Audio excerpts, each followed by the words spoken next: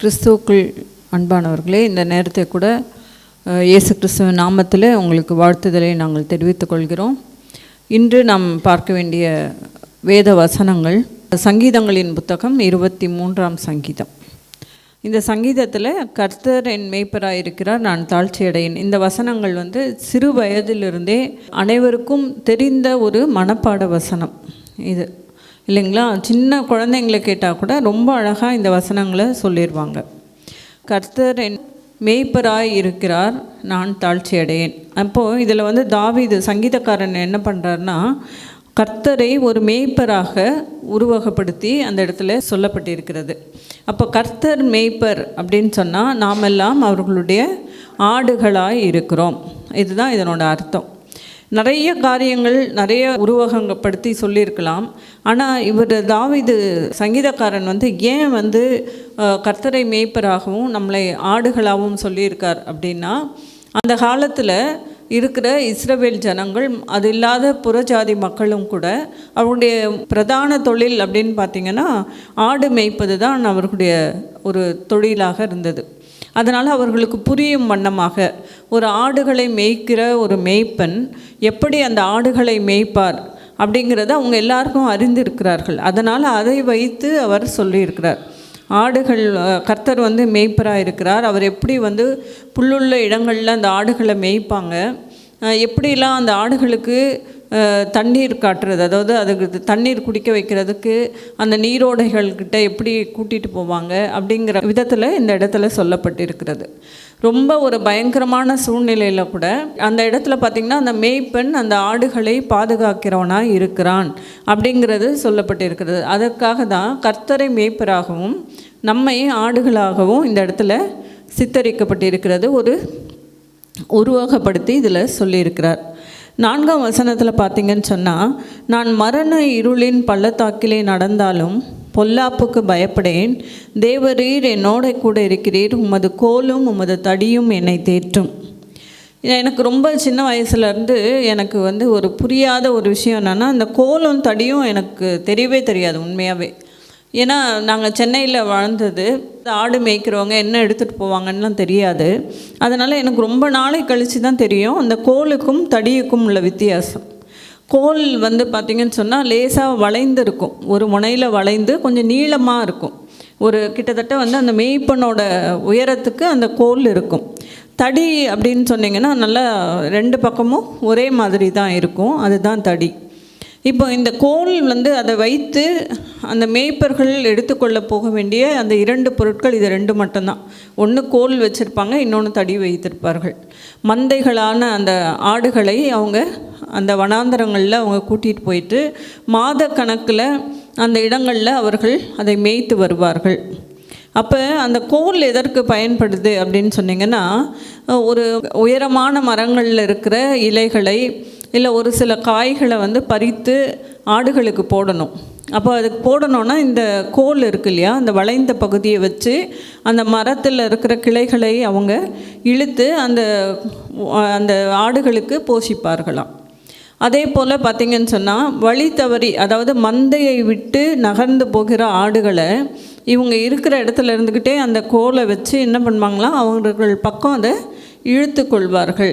அதற்காக தான் இந்த கோல் அவர்களுக்கு அது ரொம்ப உதவியாக இருக்கிற பட்சத்தில் இது போன்ற நிறைய விஷயங்கள். அதே மாதிரி பார்த்திங்கன்னு சொன்னால், ஒரு பிரச்சனை, திடீர்னு ஒரு இடி இடிக்குது இல்லை ஒரு மின்னல் மின்னுதுன்னா ஒரு சில ஆடுகள் பயப்படுமா. அப்போ இந்த கோலை வச்சு லேசாக இது பண்ணாங்கன்னா அந்த ஆடுக்கு ஒரு தைரியம் வருமா, நம்ம மேய்ப்பன் நம்ம கூட தான் இருக்கார் அப்படிங்கிற அந்த தைரியம்.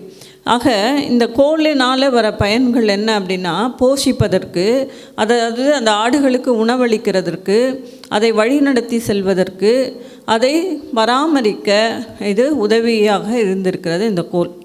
அது மட்டும் இல்லைன்னு பார்த்திங்கன்னா, மோசேயின் காலத்தில் கூட கோல் வைத்து தான் இஸ்ரவேல் ஜனங்களை பாதி இடங்களில் அவர் வழி நடத்தியிருப்பார். செங்கடலை பிளக்கும் பொழுது கூட அந்த கோல் உதவியாக இருந்தது.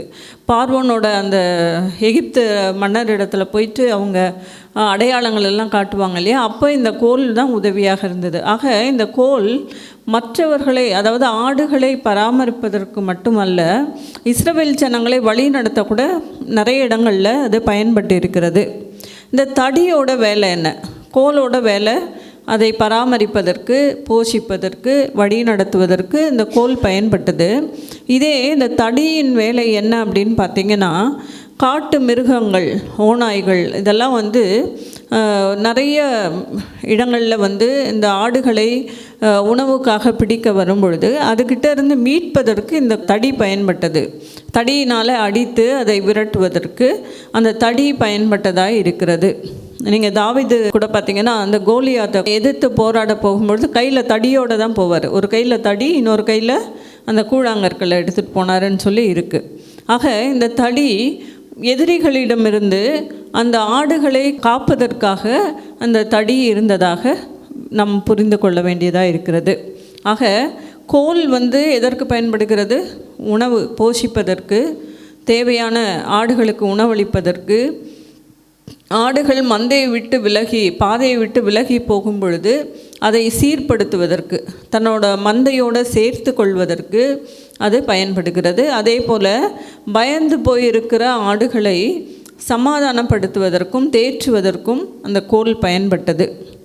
தடி எதற்கு பயன்பட்டதுன்னா, நம்மளுடைய எதிரிகளை, அதாவது ஓநாய்கள், சிங்கங்கள் அதை கடிக்க வரும் பொழுது, இல்லை அதை பீறிக்கொள்ள வரும் பொழுது அது இந்த தடி பயன்படுகிறதா இருக்கிறது.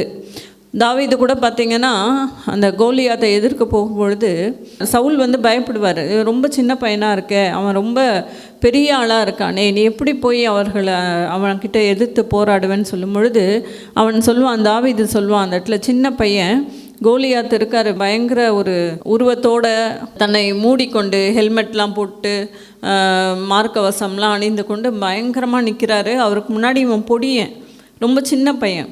இவன் போய் நிற்கும்போது சவுல் பயப்படுறார், நீ எப்படி போய் இதெல்லாம் செய்வேன், என்னோடய ட்ரெஸ் எல்லாம் போட்டுக்கோ, நீ இதே மாதிரி போருக்கு தேவையான உடைகளை நீ போட்டுக்கோன்னு சொல்லும் பொழுது அவர் சொல்கிறாரு, ஆடுகளை கடிக்க நான் என்ன பண்ணேன், சிங்கத்தைலாம் எதிர்த்துருக்கேன், கரடியை நான் கொன்று இருக்கேன் அப்படின்னு சொல்கிறார். அப்போ இந்த ஆடுகளை மேய்த்து கொண்டு போகும்பொழுது அநேக காரியங்கள், அநேக இடையூறுகள் வரும்.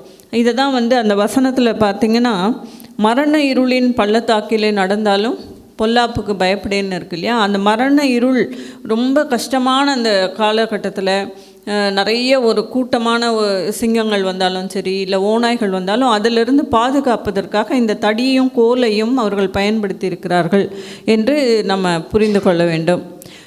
இப்போது ஆடுகளின் நிலைப்பாடு என்ன? இப்போ மேய்ப்பன் என்ன பண்ணுறாரு, ஆடுகளை பாதுகாக்கிறார், அதை போஷிக்கிறார், எல்லாம் பண்ணுறார். ஆனால் ஆடுகள் என்ன செய்யுமா, மேய்ப்பனோட குரலுக்கு கட்டுப்படமா. அவங்க ஒரு குரல் கொடுத்த உடனே, இந்த இடத்துல உனக்கு பாதுகாப்பு இல்லை, வாங்க அப்படின்னு சொல்லி அவர் ஒரு குரல் கொடுத்த உடனே அது என்ன பண்ணுமா, அங்கங்கே மேய்ந்து கொண்டிருக்கிற ஆடுகள் எல்லாம் ஒன்றா சேர்ந்துருமா. அதே போல் ஒரு இடத்துல ரெஸ்ட் எடுக்கணும் அப்படின்னு சொல்லி அந்த மேய்ப்பன் ஒரு குரல் கொடுத்தாருன்னா உடனே எல்லாம் அந்த மரத்தடியில் படுத்துக்குவாங்களாம். ஆக மேய்ப்பனுடைய குரலுக்கு அவர்கள் செவி கொடுக்கிற ஆடுகளாக இருக்கிறது. மேய்ப்பனை ரொம்ப நம்புகிற ஆடுகளாக இருக்கிறாங்க. இதுதான் அந்த ஆடுகளுடைய காரியம். அப்போ இந்த உலகத்தில் இருக்கிற மேய்ப்பனுக்கும் ஆடுக்கும் உள்ள உறவு எவ்வளோ நாளைக்கு அப்படின்னு பார்த்திங்கன்னு சொன்னால், கசாப்பு கடை போகிற வரைக்கும் தான். ஆடு கடைக்கு போகிற வரைக்கும் தான் அவன் பாதுகாப்பான். ஆனால் அதுக்கே அவர் அவ்வளவு மெனக்கெட்டு அதை பாதுகாத்து கொள்ளுகிறார்கள். கொஞ்ச நாளைக்கு தான் அந்த ஆடு அவங்க கூட இருக்கும், அதுக்கப்புறம் அவங்க அதை விற்று போடுவார்கள் இல்லையா. அது வரைக்கும் அவங்க என்ன பண்ணுறாங்க, அதை போஷிக்கிறார்கள். எப்படி போஷிக்கிறார்கள்? தன் உயிரை கொடுத்து போஷிக்கிறார்கள். விலங்குகள் வந்தாலும் சரி, அவங்க ஒருவேளை திருடர்கள் கூட வரலாம். வனாந்தரங்களில் போகும்போது ஆடுகளை திருடுவதற்கு கூட அநேகர் வரலாம் இல்லையா. அப்படிப்பட்ட சூழ்நிலையில் கூட அவர்கள் தன்னுடைய உயிரை கொடுத்து தன்னுடைய ஆடுகளை பாதுகாக்கிறார்கள். ஒருவேளை ஒரு ஆடு காணாமல் போயிடுச்சுன்னா கூட அவர்கள் மீதி ஆடுகள் இங்கேயே இருக்கட்டும் அப்படின்னு அந்த இடத்துல விட்டுட்டு அந்த ஒரு ஆடை தேடி போவாங்களாம். அப்படி மெனக்கெட்டு போய் அதை தேடி கொண்டு வருகிறார்கள். ஆனால் அவங்களுக்கும் அந்த ஆட்டுக்கும் உள்ள உறவு எவ்வளவு நாள்னு பார்த்திங்கன்னு சொன்னால், அந்த ஆட்டை விற்கிற வரைக்கும் தான், அந்த கசாப்பு கடைக்காரன் வாங்குகிற வரைக்கும் தான் அந்த ஆடுக்கும் இவங்களுக்கும் உள்ள பந்தம். ஆனால் இந்த இடத்துல சொல்லியிருக்கிறது கர்த்தர் என் மேய்ப்பராக இருக்கிறார். இந்த இடத்துல பார்த்திங்கன்னா நம்மளுடைய மேய்ப்பர், கர்த்தராகிய மேய்ப்பர் நம்மளை அவர் விற்கிறதுக்காக வரவில்லை, அவர் நம்மளை வாங்கி இருக்கிறார். எப்படி வாங்கியிருக்கிறார் அப்படின்னு சொன்னிங்கன்னா, கர்த்தராகிய ஆண்டவர் என்னையும் உங்களையும் தன்னுடைய ஒரே குமாரனை சிலுவையில் கொடுத்து அவருடைய இரத்தத்தை பலியாக கொடுத்து நம்மளெல்லாம் வாங்கியிருக்கார். அப்படி இருக்கும் பொழுது உலக பிரகாரமான மேய்ப்பனை காட்டிலும் பல மடங்கு நம்மை பாதுகாக்கிறவராக இருக்கிறார், நம்மளை போஷிக்கிறவராக இருக்கிறார், நம்மளை வழி நடத்துகிறவராக இருக்கிறார் இல்லைங்களா? அதனால் நாம் எப்படி இருக்கணும் அப்படின்னு சொன்னால், அவருடைய பேச்சை கேட்கிறவர்களாய், அவருடைய சொல்லை கேட்கிறவர்களாய் நாம் இருக்கணும். உதாசீனப்படுத்தாதபடிக்கு நம்ம இருக்கணும். ரொம்ப நாளைக்கு முன்பதாக நான் ஒரு சின்ன சொற்பொழிவை நான் கேட்டேன். அது பார்த்திங்கன்னு சொன்னால், பேராசிரியர் பர்வின் சுல்தானா அப்படின்றவங்க, அவங்க ஒரு இஸ்லாமிய சமுதாயத்தை சேர்ந்தவர்கள். அவங்க ஒரு மீட்டிங்கில் பேசும்பொழுது அவங்க சொன்ன காரியம் என்னென்னா, அவர்கள் எல்லா மதத்து அந்த இதிகாசங்கள் அது எல்லாத்தையும் அவங்க படிச்சிருக்காங்க. வேதத்தை நல்லா, நம்மளுடைய பைபிளை நல்லா படிச்சிருக்காங்க, குரானை நல்லா படிச்சிருக்காங்க, அதே போல் எல்லா மகாபாரதம், ராமாயணம் எல்லாத்தையும் படித்திருக்கிறார்கள். ஆனால் அவங்க அடிக்கடி அவங்களுடைய பேச்சில், அவங்களுடைய சொற்பொழிவு ஆற்றும் பொழுது வேதத்தை குறித்து நிறைய பேசுவாங்க. அவங்க சொல்லுவாங்க, எனக்கு ரொம்ப பிடிக்கும், ஏசாமியை எனக்கு ரொம்ப பிடிக்கும் அப்படின்னு சொல்லுவாங்க. அப்போ ஒரு நாள் அவர்கள் என்ன பண்ணாங்களாம், ஒரு ஃபோட்டோ பார்த்தாங்களாம். அந்த ஃபோட்டோவில் பார்த்திங்கன்னு சொன்னால், ஒரு ஏசாமியோட ஃபோட்டோ. அவர் ஒரு இடத்துல உட்கார்ந்துருக்கிறார். அவருடைய மடியில் ஒரு ஆடு உட்கார்ந்துருக்கிறது போல் ஒரு படம் இருந்துச்சான். அப்போ இவங்க என்ன பண்ணாங்களாம், ஒரு ஆர்சி சபையோட ஃபாதரை போய் பார்த்து சொன்னாங்களாம், ஃபாதர், நான் அந்த ஆடு போல் நான் மாறணும். ஏசாமியின் மடியில் உட்கார்ந்துருக்கிற அந்த ஆடு எவ்வளோ பாக்கியமுள்ள ஒரு ஆடு, அந்த ஆடை போல் நானும் அந்த ஆண்டவரோட மடியில் நான் உட்காரணும் அப்படின்னு சொன்னாங்களாம். அப்போ அந்த ஃபாதர் சொன்னாராம், தயவு செய்து அந்த ஆடாக மட்டும் மாறிடாத, அந்த ஆடு சொற்பேச்சு கேட்காத ஆடு, சொன்ன பேச்சை கேட்காத ஆடு. அது பார்த்தீங்கன்னா அந்த காலில் கட்டு போட்டிருக்குது, அவர் மடியில் அவர் தூக்கி உட்கார வைத்திருக்கிறார். நாம் எப்படி இருக்கிறோம்? கடவுளோட சொல்ல நம்ம கேட்குறோமா, இல்லை சொல் பேச்சு கேட்காத அடங்காத ஆடுகளாக இருக்கிறோமா? இதுதான் என்னுடைய கேள்வியே. ஏன்னா அவர் நீதியின் பாதையில் நம்மை நடத்துவார்னு இருக்குது. ஒவ்வொரு நாளும் அவர் நமக்குள்ளே பேசிக்கொண்டே இருக்கிறார். இது செய்யாதீங்க, இது தப்புன்னு சொல்கிறாங்க. ஆனால் நம்ம அதை கேட்குறோமா? அந்த சத்தம் நம்ம இடத்துல கேட்குதா? மேய்ப்பனோட சத்தம் நமக்கு கேட்குதான்னு சொன்னிங்கன்னா இல்லை. நம்ம இஷ்டத்துக்கு தான் நம்ம செய்து கொண்டே இருக்கிறோம். உலக பிரகாரமான வாழ்க்கையில் நாம் தவறுகள் செய்து கொண்டே இருக்கிறோம். அப்படி செய்யும் பொழுது பார்த்திங்கன்னா நாம் தொலைந்து போன ஆடுகளாக மாறிப்போவோம். இந்த மந்தையிலே நாம் சேர்க்கப்படணும், மந்தையோடு தான் நம்ம இருக்கணும். ஆனால் நம்ம அப்படி இருப்பதில்லை. நிறைய நாட்களில் பார்த்திங்கன்னு சொன்னால் வழி தவறி போன ஆடுகளாக நாம் மாறி போகிறோம். சில ஆடுகள் பார்த்திங்கன்னா சொல்கிற பேச்சு கேட்காம மேலெல்லாம் ஏறும், குதிக்கும். ஒரு சில நேரம் பார்த்திங்கன்னா ரொம்ப அடங்காமல் அதுங்க போடுற, அதை பார்த்தா தெரியும் உங்களுக்கு. ஆடுகள் மேய்க்கிறவர்கள் இடத்துல நம்ம போய் பார்த்தோன்னா தெரியும்.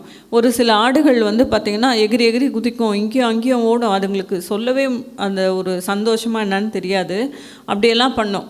அதுபோல் நம்ம சொல் பேச்சு கேட்காத ஆடுகளாக இல்லாதபடிக்கு கடவுளுடைய வார்த்தையின்படி, அதாவது ஒரு சிலர் கேட்கலாம், அவர் எப்படி கடவுள் நம்மக்கிட்ட பேசுவார் அப்படின்னு சொல்லி. நம்ம வசனத்தின் மூலமாக கூட கடவுள் பேசுவார். வசனத்தின் மூலமாக நாம் டெய்லி வாசிக்கும் பொழுது ஒரு சில நேரங்களில் ஒரு தவறான காரியத்தை நம்ம செய்ய அந்த துணியும் பொழுது பார்த்திங்கன்னா மெல்லிசாக ஒரு 2 மனசாக இருக்கும், இதை செய்யலாமா வேண்டாமான்னு இருக்கும். அப்போ எது நல்லது, எது கெட்டது, எது பிசாசு நமக்கு சொல்லுகிறான், எது நமக்கு கர்த்தர் சொல்கிறாருங்கிறத புரிந்து கொள்ள நாம் நம்முடைய செவிகளை நன்றாக திறந்து அதை நம்ம கேட்கிறவர்களாய் மாற வேண்டும். அப்போ தான் நம்ம நல்ல மேய்ப்பனின் சொல்லை கேட்கிற ஆடுகளாய் நம்மளால் இருக்க முடியும். பார்த்திங்கன்னு சொன்னால் இயேசு கிறிஸ்து பார்த்திங்கன்னா சொல்லியிருப்பார் அந்த ஓமையில். 100 ஆடுகள் வைத்திருந்தவன் 99 ஆடுகள் நல்லாயிருக்கும், ஒரு ஆடு மட்டும் காணாமல் போயிடும். அந்த ஒரு ஆடை அவர் தேடுவார், போய் தேடி கண்டுபிடிக்கிறத பற்றி அவர் சொல்லியிருப்பார். அந்த 99 ஆடுகள் நம்ம கூட இருக்கிறத விட அந்த ஒரு ஆடு காணாமல் போனது தான் அவர் ரொம்ப மனசு வருத்தத்தோடு இருக்குது அப்படின்னு சொல்லப்பட்டிருக்கிறது. அதே போல் தான் இந்த கெட்ட குமாரன் கதை, இல்லை மனம் திரும்பிய மைந்தன் அப்படின்னு இருக்கு இல்லையா, அதில் பார்த்தீங்கன்னு சொன்னால் வீட்டில் இருக்கிற பையனை காட்டிலும் காணாமல் போன மகன் தன்னுடைய சொத்தையெல்லாம் தன்னுடைய தந்தையிடத்திலிருந்து பிடுங்கி கொண்டு எடுத்துக்கொண்ட பையன் அவன் பார்த்திங்கன்னா, அந்த காலத்துலலாம் தகப்பன் இறந்த பிறகு தான் பிள்ளைகளுக்கு பாகம் கொடுக்கப்படும். ஆனால் அவன் உயிரோடு இருக்கும் பொழுதே, அப்பா உயிரோடு இருக்கும் பொழுதே சொத்துக்களெல்லாம் பிரித்து எடுத்துக்கொண்டு போய் தேவையில்லாத காரியங்களில் அவன் அந்த சொத்தையெல்லாம் அழித்து விட்டு ஒன்றுமே இல்லாதவனாய் கடைசியில் அவன் என்ன பண்ணுறான், இந்த பன்றி மேய்க்கிற இடத்திற்கு வேலைக்கு போகிறான். அதனோட தீனி, அதனோட சாப்பாடு இருக்கு இல்லையா, அந்த தவிட்டை கொடுத்தா கூட நான் சாப்பிடுவேங்கிற நிலைமைக்கு அவன் தள்ளப்படுகிறான். அது போன்ற இருக்கும்பொழுது கூட திரும்பி அவன் வரும்பொழுது பார்த்திங்கன்னா, அவன் வேலைக்காரனாக இருக்கிறதுக்கு தான் வரான். ஆனால் அவங்க அப்பா அவனை மகனாக ஏற்றுக்கொள்ளுகிறார். தெருவில் ஓடி போய் அவனை அணைத்து கொள்ளுகிறார். ஒருவேளை ஒளிச்சு வச்சு வீட்டுக்குள்ளே கூப்பிட்டு வந்தால் கூட என்ன எல்லாருக்கும் தெரியாது. ஆனால் அவர் நடு ரோட்டில் போயிட்டு அவன் வர்றதுக்கு முன்னதாகவே அவங்க அப்பா அவனை அழைத்து வருகிறார். முத்தம் செய்து அழைத்து வந்தார்னு சொல்லி வேதத்தில் இருக்கிறது. அப்போ தேவனும் அதே மாதிரி தான் நம்ம கெட்டு போனவர்களாக இருக்கும் பொழுது நம்மளை பற்றி அதிகமாய் துக்கப்படுகிறார். அவர் நம்ம வாங்கியிருக்கிறார். அவரோட இரத்தத்தை சிந்தி தன்னுடைய ஒரே குமாரனை சிலுவையில் அறைந்து அவருடைய இரத்தத்தை விலையாக கொடுத்து நம்மளை வாங்கியிருக்கிறார். அப்படி இருக்கும் பொழுது நம்ம மீது எவ்வளோ கரிசனையாக இருப்பார். அப்போ நம்ம ஒவ்வொருவரும் இதை சிந்திக்க வேண்டியதாக இருக்கிறது. நம்ம ஒவ்வொரு நாளும் சிந்திக்கணும், இதை நம்ம எப்படி இருக்க போகிறோம். அவரோட சொற்பேச்சை கேட்காத ஆடு போல் இருக்கிறதா, இல்லை அவரோட சொல்லை கேட்டு அவருடைய மெல்லிய சத்தத்தை கேட்டு அவருடைய பாதையில் நடக்கிற ஆடுகளாய் நாம் இருக்கிறோமா என்பதை நம்ம சிந்திக்கணும். சரிங்களா? இப்போ நாம் ஜெபிக்கலாம். அன்பின் பரலோக பிதாவே, இந்த நல்ல வேலைக்காக ஸ்தோத்திரிக்கிறோம். ஏசப்பா, நாங்கள் கர்த்தாவே சொற்பேச்சை கேட்காத ஆடுகளைப் போல இல்லாதபடிக்கு சுவாமி, உம்முடைய பேச்சை கேட்கிற ஒரு ஆடுகளாக பிள்ளைகளாக நாங்கள் இருக்க நீங்கள் உதவி செய்யுங்க சுவாமி. அப்பா, அநேக கர்த்தாவே இந்த உலகத்தில் அநேக காரியங்கள் கர்த்தாவே சுவாமி எங்களை ஈர்க்கிறதா இருக்கிறதை நீர் அறிவீர் ராஜா. வாலிப பிள்ளைகள் கர்த்தாவே, நிறைய பெரியவர்கள் கூட சுவாமி உலக பிரகாரமான காரியங்களில் ஓடி அப்பா அதன் பின்பாக போய்கொண்டிருக்கிறத நீர் அறிவீர் ராஜா. அப்பா, நீர் எங்களுக்காக இரத்தத்தை சிந்தினேரே என்பதை அவர்கள் உணர நீங்கள் உதவி செய்யுங்க ராஜா. அப்பா, நீர் எங்களுக்காக கர்த்தாவே பாடுபட்டீரே, அதற்காக உமக்கு நன்றி செலுத்துகிறோம் ராஜா. அப்பா, நாங்கள் உண்மை சொல்லை கேட்க அப்பா நீங்கள் கர்த்தாவே ஒவ்வொருவருக்கும் அந்த ஒரு அறிவையும் ஞானத்தையும் நீங்கள் கொடுங்க ராஜா. உம்முடைய பேச்சை கேட்கிற பிள்ளைகளாக எங்களை மாற்றுங்க சுவாமி. நாங்கள் வழி தவறி போகாதபடிக்கு ராஜா எங்களை பாதுகாத்து கரம் பிடித்து வழி நடத்துங்க சுவாமி. அப்பா, உலகத்தின் பிரகாரமாக கர்த்தாவே அநேக பாடுகள் துக்கங்கள் கர்த்தாவே எத்தனையோ பிரச்சனைகளின் மத்தியில் அப்பா நாங்கள் வாழ்ந்து கொண்டிருக்கிறதை நீர் அறிவீர் சுவாமி. அப்பா, அவற்றிலிருந்து எங்களை மீட்டு எங்களை வழி நடத்த வேண்டுமாய் ஜெபிக்கிறோம்.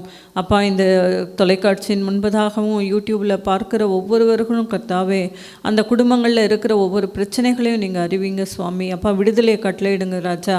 அப்பா, நீர் எங்களை வாங்கி இருக்கிறீர், எங்களை கர்த்தாவே பலியாக நீர் உம்முடைய மகனை கொடுத்து ராஜா எங்களை மீட்டு இருக்கிறீர் சுவாமி. ஆனாலும் ராஜா அதை நாங்கள் புரிந்து கொண்டவர்களாக இருக்க நீங்கள் உதவி செய்யுங்க. அப்பா, அவனுடைய ரத்தத்தினால் ஒவ்வொருவரையும் கழுவுங்க ராஜா. ஆசீர்வதிங்க சுவாமி. அப்பா, அவனுடைய தேவைகளை சந்திங்க ராஜா. வியாதியாக இருக்கிற ஒவ்வொருவரையும் உம்முடைய பாதத்தில் வைக்கிறோம் ராஜா. சுகவீனங்களில் இருக்கிற மக்கள் கர்த்தாவே சுகம் பெற நீங்கள் உதவி செய்யுங்க ராஜா. பெலன் இல்லாதவனுக்கு ராஜா உம்முடைய சத்துவத்தை கொடுக்கிற தேவன் சுவாமி. அப்பா, நாங்கள் உம்மை புரிந்து கொள்ள கர்த்தாவே உண்மையே பற்றி கொண்டவர்களாக நடக்க நீங்கள் உதவி செய்யுங்க ராஜா. ஏசப்பா, கர்த்தாவே அநேக குழந்தைகள் ராஜா கேன்சரினால் பாதிக்கப்பட்டு இருக்கிறதே நீர் அறிவீர் சுவாமி. அப்பா, ஆத்விக்கு கொடுத்திருக்கிற அந்த சுகத்திற்காக நன்றி செலுத்துக்கிறோம் ராஜா. சுவாதிக்காக சுவாதிகா பொண்ணுக்காக வருகிறோம் ராஜா. மகள் கர்த்தாவே தன்னுடைய 13வது வயதில் கர்த்தாவே அப்பா ஹாஸ்பிட்டல்லையே தன்னுடைய வாழ்நாள் முழுவதும் கழித்து கொண்டிருக்கிறதே நீர் பார்த்து கொண்டிருக்கிறீர் ராஜா. மகளுக்கு கூட கர்த்தாவே நீங்கள் சுகத்தை கட்டளையிடுங்க ராஜா. அந்த ட்ரீட்மெண்ட்டு கர்த்தாவே மகளுக்கு அது ஒத்து போக நீங்கள் உதவி செய்யுங்க ராஜா. இன்னும் கர்த்தாவே ஒவ்வொரு வியாதியஸ்தர்களுக்காக வருகிறோம் சுவாமி. எல்லாருக்கும் நீங்கள் சுகத்தை கட்டளையிடுங்க ராஜா. அப்பா உம்மால் முடியாத காரியங்கள் எதுவுமே இல்லை கர்த்தாவே. படிக்கிற பிள்ளைகளுக்காக வருகிறோம் சுவாமி. அப்பா இந்த புதிய ஆண்டில் அப்பா நுழைந்திருக்கிற ஒவ்வொரு பிள்ளைகளையும் உம்முடைய பாதத்தில் வைக்கிறோம் ராஜா. பிள்ளைகள் கர்த்தாவே இந்த கல்வி ஆண்டிலே ராஜா அப்பா நன்றாக படிக்க நீங்கள் உதவி செய்யுங்க சுவாமி. அப்பா குழந்தைகளுக்கு ஞானத்தை கொடுங்க, ஞாபக சக்தியை கொடுங்க ராஜா. பள்ளியில் இல்லை காலேஜில் கர்த்தாவே எந்த ஒரு கெட்ட பழக்க வழக்கங்களில் பிள்ளைகள் சிக்கிக்கொள்ளாதபடிக்கு ராஜா நீங்கள் கரம் பிடித்து வழி நடத்துங்க ராஜா. அப்பா அந்த ஆசிரியர்களை கூட உம்முடைய பாதத்தில் வைக்கிறோம். பிள்ளைகளை நல்ல வழியில் வழி நடத்துகிற ஆசிரியர்களாக இருக்க நீங்கள் உதவி செய்யுங்க ராஜா. இன்னும் கர்த்தாவே இந்த கிரேஸ் டிவிக்காக வருகிறோம். அப்பா எங்களுடைய ஊழியங்களை நீங்கள் ஆசீர்வதிங்க ராஜா. அப்பா நாங்கள் செய்து கொண்டிருக்கிற ஒவ்வொரு ஊழியங்களிலும் கர்த்தாவே உம்முடைய பிரசன்னம் இருக்கட்டும் ராஜா. அப்பா அந்த ஃபாஸ்டிங் ப்ரேயரில் நாங்கள் யார் யாருக்கெல்லாம் ஜெபிக்கிறோமோ கர்த்தாவே அந்த இடத்துல நீங்கள் விடுதலையை கட்டளையிட போகிறதுக்காக மக்கள் நன்றி செலுத்துகிறோம். அதை பார்க்குற ஒவ்வொரு மக்களுக்கும் ராஜா உம்முடைய பிரசன்னம் இறங்கட்டும் கர்த்தாவே. ஒரு விடுதலையை நீங்கள் கொடுக்க போகிறதுக்காக மக்கள் நன்றி செலுத்துகிறோம். கிரேஸ் டிவியின் கர்த்தாவே எல்லா தேவைகளையும் நீங்கள் சந்திங்க ராஜா. அப்பா தேவைகள் அதிகம் இருக்கிறதை நீர் அறிவீர் சுவாமி. அப்பா அந்த தேவைகள் சந்திக்கப்படட்டும் ராஜா. எங்களுடைய ஊழியங்களுக்காக அப்பா ஜெபத்தினாலும் காணிக்கைகளினாலும் கர்த்தாவே எங்களை தாங்குகிற ஒவ்வொருவரையும் கர்த்தாவே உம்முடைய நாமத்தில் அப்பா அவர்களை வாழ்த்துக்கிறோம் ராஜா. ஆசீர்வதிக்கிறோம் ராஜா. நீங்கள் ஆசீர்வதிங்க சுவாமி. அந்த குடும்பங்களை கூட நீங்கள் ஆசீர்வதிங்கப்பா. இன்னும் கர்த்தாவே அநேக காரியங்களை அப்பா நீங்கள் எத்தனையோ நன்மையான காரியங்கள்னாலையும் ஈவுகளினாலும் எங்களை தாங்கினீர்கள். அதற்காக உமக்கு நன்றி செலுத்துக்கிறோம் ராஜா. மீதியான எல்லாவற்றையும் உடைய பாதத்தில் வைக்கிறோம். இயேசு கிறிஸ்துவ நாமத்தில் ஜெபிக்கிறோம் நல்ல பிதாவே. ஆமென்.